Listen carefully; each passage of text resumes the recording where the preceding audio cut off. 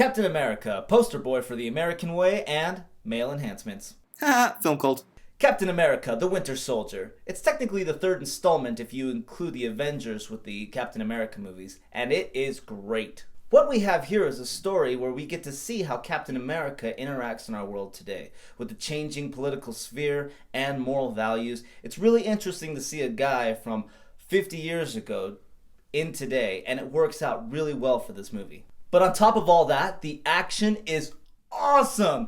You had just some great moments in here where there was lots of choreographed fighting between Captain America and the Winter Soldier that was completely and utterly badass. Something that we really appreciated about the action in this movie was not only was it very, very cool, but it was stylized and choreographed with very steady cams so that you can actually see the action. We had a great cast here. Chris Evans reprising his role as Captain America. Badass. Samuel L. Jackson still as Nick Fury. Badass. Scarlett Johansson as Black Widow. Hot. And badass. But really hot. I don't know if that's sexist, but man, she could take me down anytime. We also had additions to this. Robert Redford as one of the main characters. We won't tell you exactly who he is. And Anthony Mackie as Falcon. Fun fact!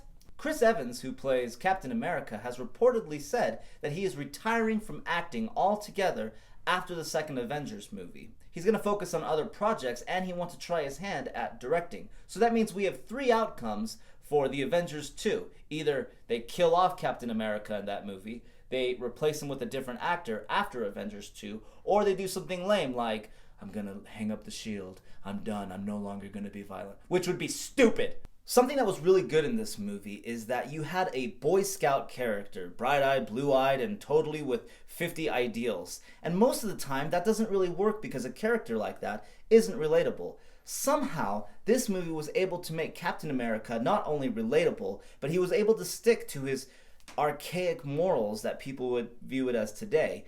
Very entertaining, very relatable, great adaptation.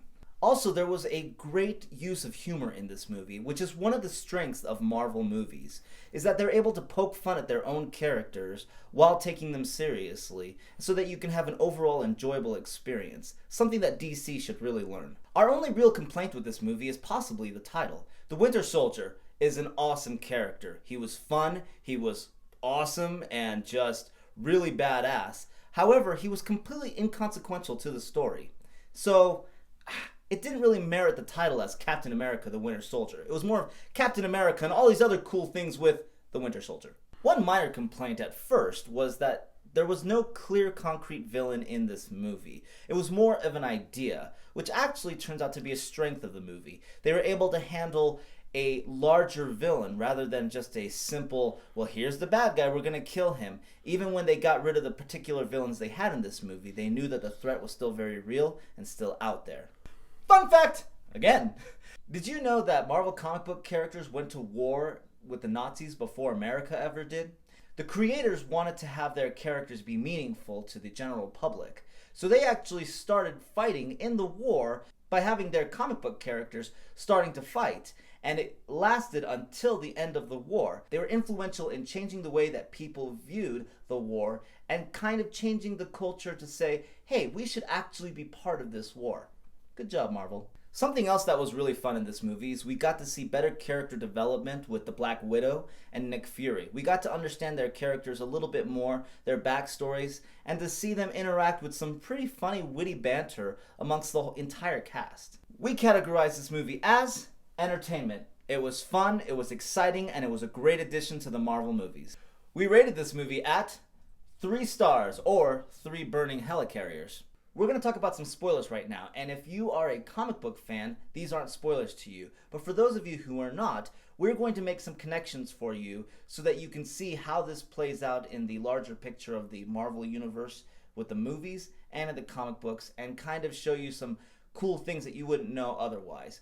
If you don't want to hear these things, turn the volume down right now.